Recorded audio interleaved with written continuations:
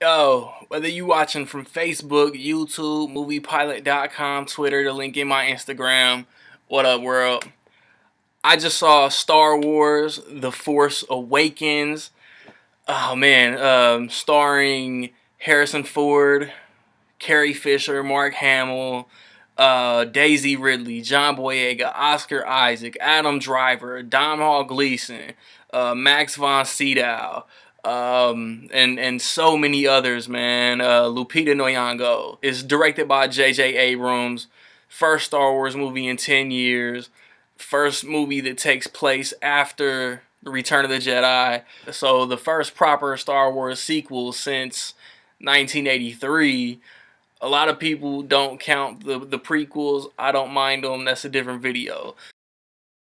As non-spoilery about the story as I can get, I really just want to tell y'all to watch the opening scroll, because that's what the movie's about. There's a new batch of good guys. There's a new batch of dark side, Sith, evil, Emperor people, you know what I mean?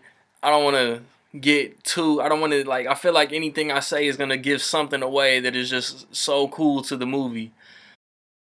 You got so many new characters to watch. Daisy Ridley, John Boyega, Oscar Isaac, Adam Driver. I loved each and every one of these characters, man. It was like a passing of the torch. Like, there were so many callbacks to the old movies, to the original series, that none of them felt forced. BB-8 was such a cool character, and you can say that BB-8 sometimes carries this movie. You could say that Daisy Ridley sometimes carries this movie. You could say that sometimes John Boyega carries this movie.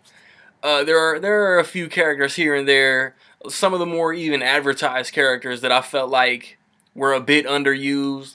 But at the same time, there really wasn't any place for them to really get more shine. So everybody played their part really well. Everybody did what they needed to do. Really don't want to bring up the other movies that's trying to compete with Star Wars this weekend as far as box office goes, but they're done. Like, I'm gonna see Sisters. I'm gonna see Sisters tomorrow, but this is the funniest Star Wars movie I've seen. Like, the other Star Wars movies have some comedy, but this movie's hilarious. And then kids are gonna love BB-8. Kids are gonna love the weird looking creatures. Kids are gonna love the droids, the noises, and all that mess. So Alvin and the Chipmunks is done. When Han and Chewie first get in the Millennium Falcon for the first time, probably in 30 years, in the time gap between Return of the Jedi and The Force Awakens, they just take a moment. Like, there's a subtle you know what I mean? Just, man, like, Han Solo back in the Millennium Falcon. It's so cool. The Chewie We're Home thing wasn't just for a trailer. It's in there. It's so dope. And I chuckled, and I just, like, laughed to myself every time a piece of a trailer popped up in the movie, because it was so smooth how they put it in the trailer and where it fits in the movie, and it all works. There was a scene that I knew was coming, and even after it happened, I was still shocked that it happened. I had my speculations and predictions of my own going in. I will say I was half right, but then I have a new speculation for episode 8. Just real fast, I feel like if I talk too much, I'm going to give something away. And so far, I think I've explained how good this movie is without giving anything away, man. In my opinion, Star Wars: The Force Awakens is dope as fuck. Um, what's your favorite episode of the 7? This one is competing with Empire and A New Hope for my favorite.